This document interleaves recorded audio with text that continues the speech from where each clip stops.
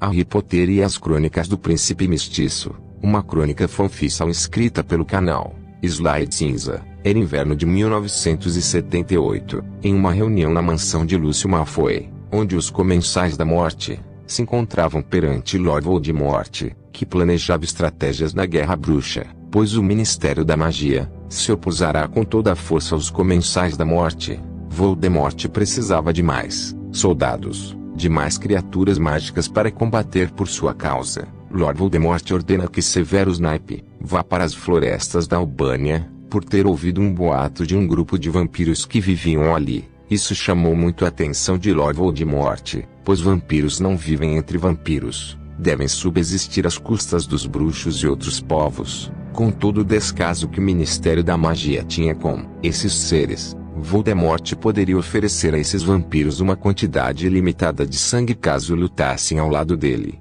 Então o Lord das Trevas, que tinha um apreço especial pelo jovem Severus Snape, disse: "Sempre vi muito potencial em você, Severo. Tenho certeza que você utilizará dos meios disponíveis para convencê-los a se juntarem a nós." Então Severus Snape responde: "Sim, milord." Em seguida, Voldemort, para relembrar aos seus Comensais da Morte, lança a maldição Cruciatus em um dos Comensais da Morte presentes na reunião, e todos ficam atônitos, sem entender o que e o porquê o Lord das Trevas fez aquilo. Antes mesmo de eles terminarem o pensamento, o Lord das Trevas responde: "A senhora Judithos acredita que perderemos essa guerra. Tive informações confiáveis que ela vem passando, informações para o Ministério da Magia. Ela acredita que sairá livre dessa guerra. A falta de lealdade é sempre a pior coisa que se pode existir nesse mundo. Não concorda, Bellatrix?" E ela responde: "Sim, milord." Então Voldemort continua: "Para encerrar essa reunião, todos devem lançar a maldição Cruciatus na nossa colega, Judithos. Comece você, Severo. Sua missão é muito importante e deve partir logo. Então nós te essa honra de ser o primeiro." O jovem Severus Snape, a qual seus sentimentos estavam entorpecidos pelos seus traumas e injustiças sofridas, lança a maldição imperdoável. Porém Lord Voldemort observou algo estranho. O poder da maldição estava significativamente mais fraca, pois Snape não tinha o ódio suficiente e não sentia prazer naquilo. Então Lord Voldemort o interrompe e diz: "Está bom, Severo. Sua missão é muito mais importante, então vá." Enquanto Severo se levanta da mesa, Lord Voldemort ordena que todos os bruxos presentes lancem a maldição Cruciatus ao mesmo tempo em Judithos. Enquanto Severo desce as escadas com seus passos firmes e largos, Snape não pode simplesmente aparatar para a floresta da Albânia, pois ele nunca havia estado ali. Então no pátio da mansão dos Black, Snape leva sua capa preta e voa pelos céus como um espectro. Se visto de longe seria confundido com um obscuros. Naquela mesma noite, Snape chega a uma vila da Albânia, onde se encontrava uma pequena comunidade bruxa. Se dirigindo a um bar, Snape entra pela porta de madeira, já bem gasta pelo entre-sai de clientes. O dono do bar era um senhor bem simpático. Seu bigode era longo, ultrapassando o queixo, mas sem sinal de barba. Seus cabelos eram cheios, chegado à ponta das orelhas. Seus ombros eram largos, meio curvos para frente. Seu queixo era firme, aparentava ter uns 60 anos de idade. O homem se dirigiu a Severo e disse: "O que traz a um lugar tão remoto da Albânia? Deixe-me adivinhar de onde você é." "Inglaterra, certo?" Snape diz. "Como sabe?" "Tenho certeza que não é um." "Legitimamente." O bom dono do bar gargalha e diz: "Ah, meu jovem,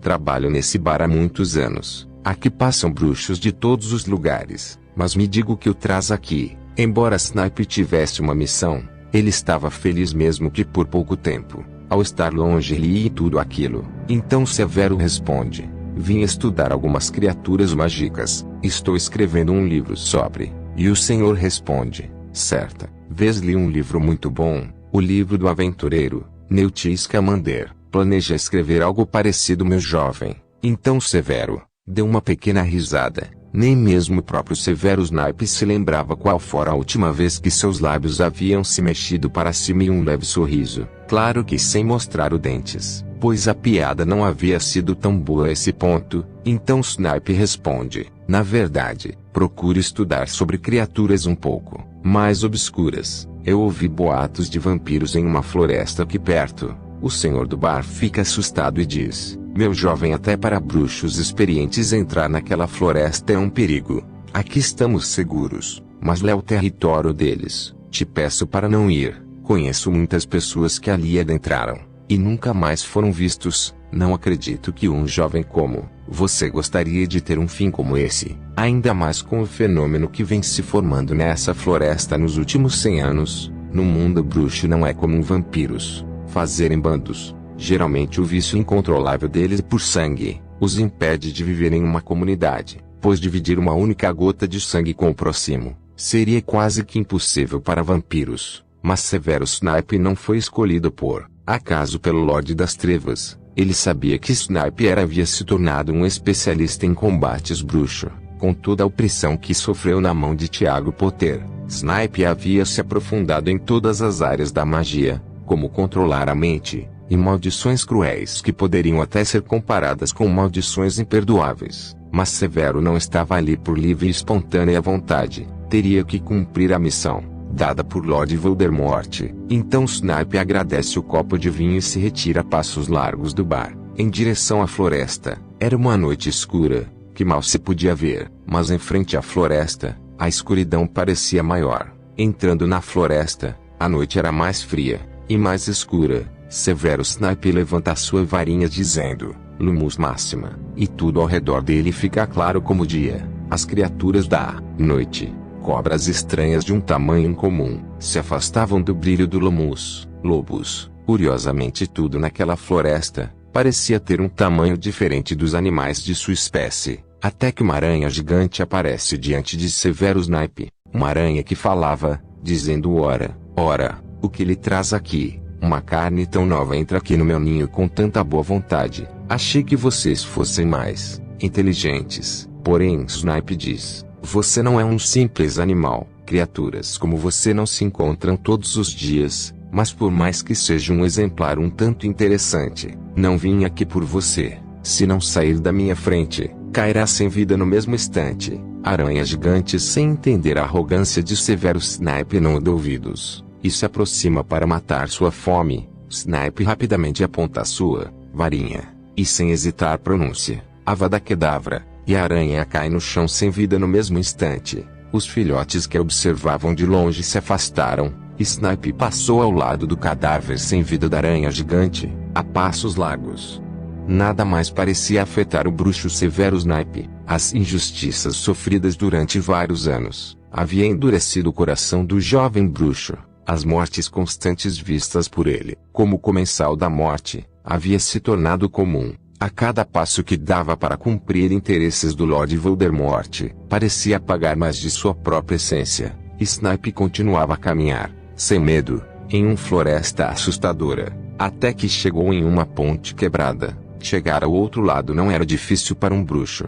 Então Snape balançou sua varinha, e os galhos das árvores, raízes do chão, formaram uma ponte, a qual o bruxo atravessava. Chegando ao final da ponte, Severo observou uma linda mulher vestida de branco. Sua pele era branca e cinza como a de um fantasma. Snape então disse: bom, então os boatos eram verdadeiros. A mulher se aproxima de Severo dizendo: você não é como os outros que entraram nessa floresta. Você veio nos procurar, não é? Severus Snape diz: sim, tenho uma proposta para fazer. Ouvi dizer que existem um grupo de vocês aqui. É verdade?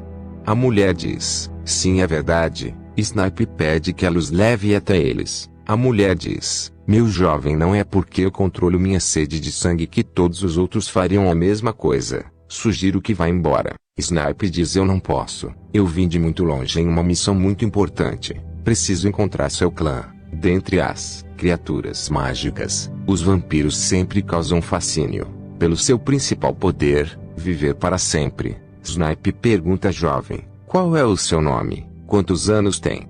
A mulher responde: eu nasci no ano de 1354. Fui transformada quando fui ajudar um homem que estava embaixo de uma ponte em uma noite escura. Se não bastasse as perseguições dos trouxas, também sofremos perseguições dos bruxos, que diziam achar vampiros interessantes também. Desde então eu vivo aqui. Fiquei sozinha nessas florestas durante mais de 200 anos. Bruxos dizem não excluir vampiros, mas a realidade é imposta ao que dizem. Mas tudo bem, se deseja encontrar o nosso líder, vou levá-lo até ele. Mas esteja ciente disso, ele não é tão compreensível quanto eu. Então os dois começam a caminhar pela floresta escura, enquanto um agoureiro canta com um som sepulcral. A vampira olha para Severo dizendo, segundo os bruxos, o canto do agoureiro prediz a morte próxima. Isso não te aflige? Severo então a responde, não acredito em tolices. Então a vampira deu um leve riso, dizendo, você não é como os outros mesmo. E eles continuam a andar, até chegarem a uma mansão de pedra, grande e em ruínas. A mulher diz, chegamos, esse é o lugar. Snipe diz, você não me disse o seu nome. A mulher responde, fiquei sozinha tanto tempo vivendo nesse lugar, que eu nem MSM me lembrava direito. Quando se vive séculos sozinho, coisas como essa já não têm mais significado. Costumavam me chamar de Valentina. Então ela diz, meu senhor, um homem aguarda falar. Ele diz ter uma proposta contigo. Então um vampiro grande de 2 metros de altura, cabelos mais brancos que a neve, aparece na janela em ruínas dizendo, o que queres aqui, bruxo? Vieste me alimentar antes do tempo. Severo Snipe, com os pés firmes do chão e sua varinha em sua mão direita, responde, de certa forma sim. Quando 2 vampiros, um do lado direito e um do lado esquerdo, pulam em Severo Snipe, que já sabia da posição deles, pois já havia invadido suas mentes. Com ligeiramente, rapidamente Severo usa a sua maldição, em alto e bom tom, Sictus Empra, atira o mesmo feitiço várias vezes, retalhando os vampiros que caem no chão sem derramar uma única gota de sangue, mas com feridas extremamente profundas e dolorosas. Gemendo de dor, Snipe aponta sua varinha para o líder dos vampiros dizendo, você sabia que eu podia matá-lo?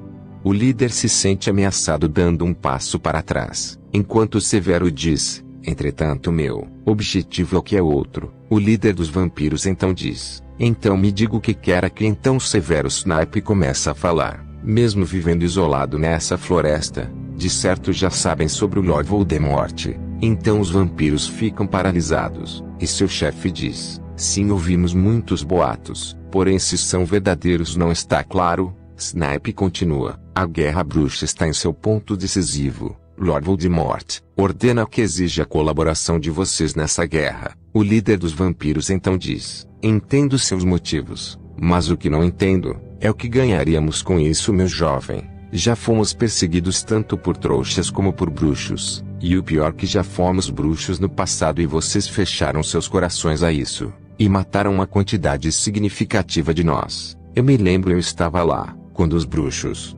empreenderam uma caçada tirânica aos vampiros, porque nós deveríamos nos juntar a vocês. Então Severo Snipe responde, o Lord das Trevas lhes dará uma quantidade absurda de sangue para satisfazer quaisquer necessidades que tiveram, e a integração de todos os vampiros à sociedade bruxa. Então o vampiro responde, meu jovem, o que acha que somos? Por acaso acredita que somos um bando de animais sedentos, ao ponto de arriscar nossa imortalidade apenas por alimento? Vocês bruxos sempre arrogantes, achando que todos são inferiores menos vocês. Não temos o mínimo interesse nisso, que bruxos e trouxas se matem à vontade, não participarmos desse empreendimento. Severo Snipe então responde, você não entende a gravidade da situação. Ninguém pode resistir a ele, se não se juntarem a ele. Cedo ou tarde ele virá aqui pessoalmente e fará vocês implorarem pela segunda morte. Vocês não o conhecem, não podem resistir a ele. Mas o líder continuava firme dizendo, não temos interesse nessa guerra. Severo Snipe diz, está bem então, já que estão dispostos a darem suas vidas a se juntar a ele, acredito que estejam dispostos a fazer esse sacrifício. Severo levanta sua varinha lançando a maldição da morte no vampiro líder, Avada Kedavra, e o vampiro cai no chão já sem vida. Antes que todos os 20 vampiros olhassem em Severo Snipe, ele diz, seu líder estava disposto a sacrificar a vida de todos vocês contra o Lord das Trevas, e ele fez. Eu respeito a decisão dele. Então levarei a cabeça desse vampiro para o Lord das Trevas, para provar a ele que matei todos vocês. Um sacrifício de um é melhor que o de 20, não acham? Mas podem me matar se quiserem, mas ele virá atrás de mim, e matará cada um de vocês. Então o que escolhem? Então os vampiros ficam parados sem reação. Severus Snape então diz: como imaginei. Ele se inclina, corta a cabeça do vampiro e diz, e se retira dali aparatando imediatamente, para dar a notícia ao Lord das Trevas que os vampiros preferiram a morte a se juntar à sua causa. Essa foi uma crônica do Príncipe Mestiço. Caso tenha gostado e queira uma continuação,